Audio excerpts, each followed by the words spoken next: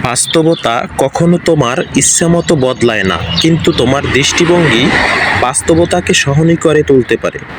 সত্য স্বীকার করাই বাস্তবতার প্রথম ধাপ।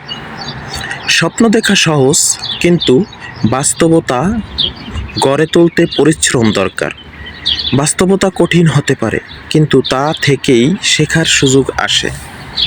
নিজের সীমাবদ্ধতা মানতে শেখাই বাস্তবতাকে মেনে নেওয়ার প্রথম শর্ত। জীবন সবসময় তোমার পরিকল্পনা অনুযায়ী চলে না, বাস্তবতা তার নিজস্ব পথে এগোয়।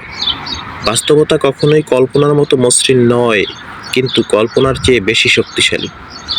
যে ব্যক্তি বাস্তবতাকে মেনে নিতে শিখেছে, সে জীবনে শান্তি খুঁজে পেয়েছে।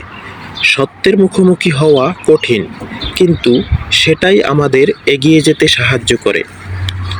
বাস্তবতা পাল্টে দেওয়ার আগে সেটাকে বোঝা ও গ্রহণ করা জরুরি। সমাজ বদলাতে চাও, তবে নিজেকে বদলাও, কারণ সমাজ তোমারই প্রতিচ্ছবি।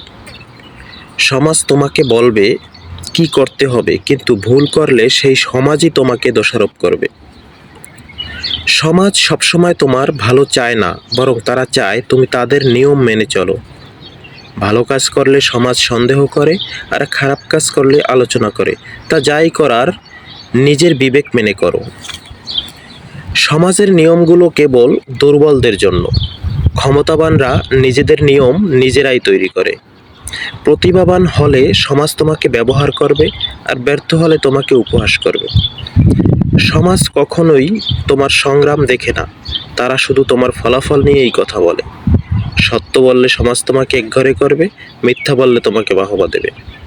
সমাজের চোখে তুমি কেমন সেটা গুরুত্বপূর্ণ নয়, তুমি নিজেকে কেমন ভাবো সেটাই আসল। মানুষ বদলায়, সময় বদলায়, কিন্তু সমাজের বিচার বিশ্লেষণের স্বভাব কখনো বদলায় না।